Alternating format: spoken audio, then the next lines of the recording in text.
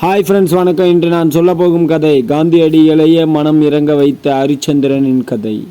அரசனாக இருந்து அனைத்தையும் இழந்து வறுமையில் வாடி தன் மகனையே எரிக்க தன் மனைவியிடம் உண்மைக்காக காசு கேட்ட கதை.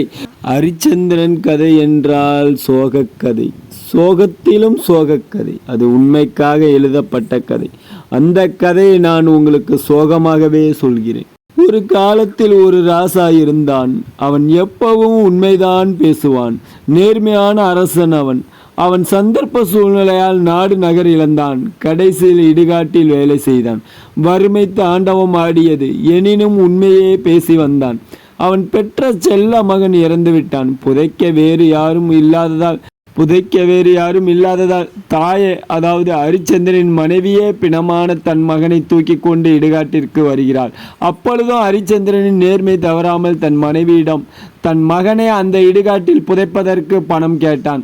வறுமையால் வாடிய அவனது மனைவியோ பணம் கொடுக்க முடியாமல் பரிதவிக்கிறாள்.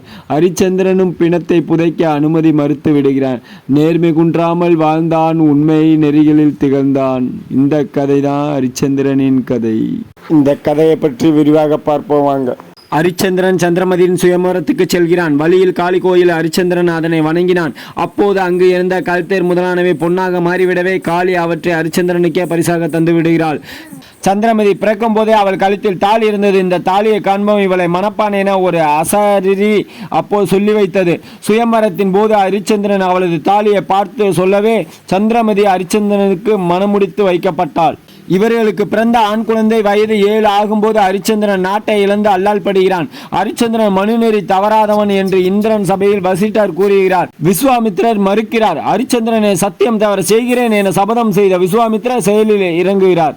நான் வெளியில் இருந்தால் இந்த உண்மையை ஹரிச்சந்திரனிடம் சொல்லிவிடுவேன். ஆகவே ஹரிச்சந்திரன் விவகாரம் முடியும் வரை என்னை தேவர் காவலில் வையுங்கள் என நாரதர் கூறுகிறார். முனிவர்கள் பலரை அனுப்பி ஹரிச்சந்திரனிடம் உள்ள பொருட்களை எல்லாம் தானமாக பெறச் செய்கிறார் விஸ்வாமித்திரர்.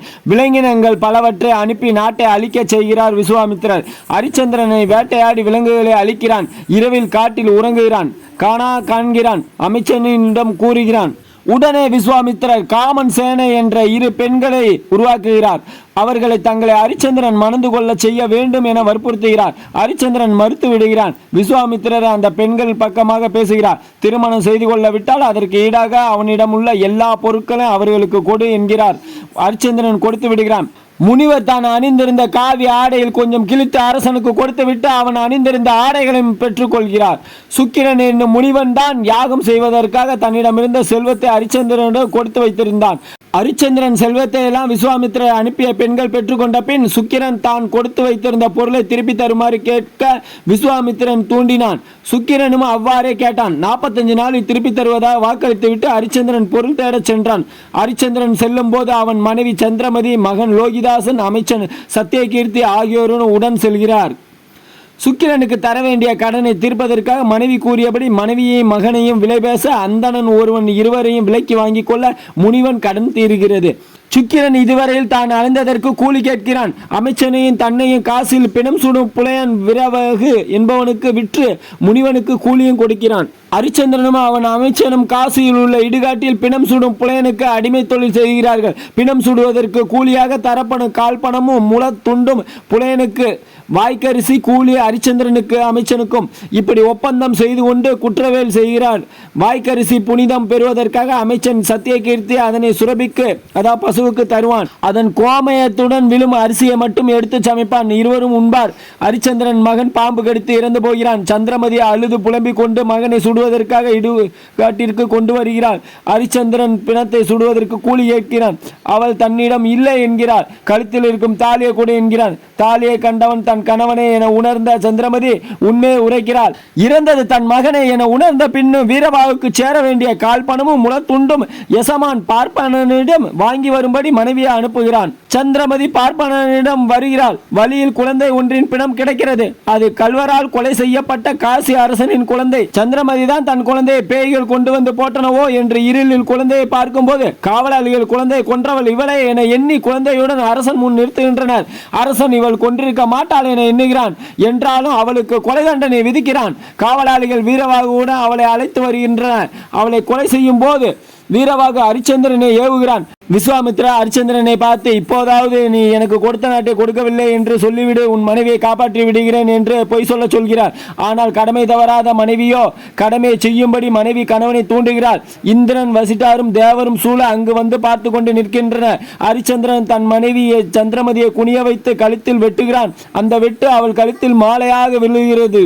நெறியின் அண்ணா என்றானை விடா நிறை இவேகு உளதேல் இறுதி இன்மை பெருக எனின் இவள் இறுதி பெருக என்று வாள் வீசினான் ஹரிச்சந்திரன். வேததன் கழுத்தில் மறுமணத்திட மாலையாய் விழுந்தது அவ்வடிவாள் என்று மாலையாக ஹரிச்சந்திரன் மனைவியான சந்திரமதி கழுத்தில் விழுந்தது. இந்த ஹரிச்சந்திரன் நாடகத்திலிருந்து உண்மையானவர்களை உலகம் இனங்கொண்டு வணங்கும். உண்மையை காலத்தால் மூடி மறைக்க முடியாது. என்றேனும் ஒரு நாள் உண்மை வெளிவந்தே தீரும். வாய்மையே வெல்லும், இதில் மாற்று கருத்து கிடையாது. உண்மைக்கு ஒளியுண்டு. உண்மையின் ஒளி இருளை அகற்றும் ஆற்றல் பெற்றது. உண்மையானவர்கள் உண்மையின் ஒளி வெளிச்சத்தில் தடுமாற்றம் ஏதுமின்றி சிறப்பாக வாழ்கின்றனர். உண்மை புனிதமானது. இனிமையும் அன்பும் நட்பும் அறிவும் அதற்கு சொந்தமானது. மகிழ்ச்சியும் வெற்றியும் உறவு கொண்டாடும் உண்மையே. துயரமும் துக்கமும் வேதனையும் வெறுப்பும் பகையும் பொறாமையும் உண்மையானவர்களிடம் குடிக்கொள்ளாது. உண்மை உள்ளவர்களிடம் உறுதியும் இருக்கும். உறுதி உள்ளவர்களிடம் உண்மையும் இருக்க வேண்டும். உண்மை உள்ளவர்களிடம் தன்னலம் இருக்காது. வெறுப்பும் சினமும் திமிரும் கர்வமும் அச்சமும் இருக்காது. அவை எல்லாம் குறுக்கு வழியில் ஆகாயம் தேடக்கூடிய மிக விரைவில் அழிவை தர வல்லது.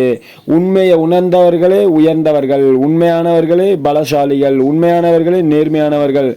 தன்னலமற்றவர்களே உண்மையானவர்கள். உண்மையானவர்களே உலகம் உத்தமர் என்று புகழ்படும் காந்தியடிகளும் உண்மையை பேசியே வாழ்ந்தவர். அதுபோல் நாமும் உண்மையை பேசியே வாழ்வோம் என்று இத்துடன் முடித்துக் கொள்கிறேன். நன்றி. டிடிஜிஎஸ் சேனல் ஜி கோவிந்தரா ஐயப்ப பத்தா யூடியூப் சேனல் பிடிச்சிருந்தவங்க லைக் பண்ணுங்க, ஷேர் பண்ணுங்க, கமெண்ட் பண்ணுங்க.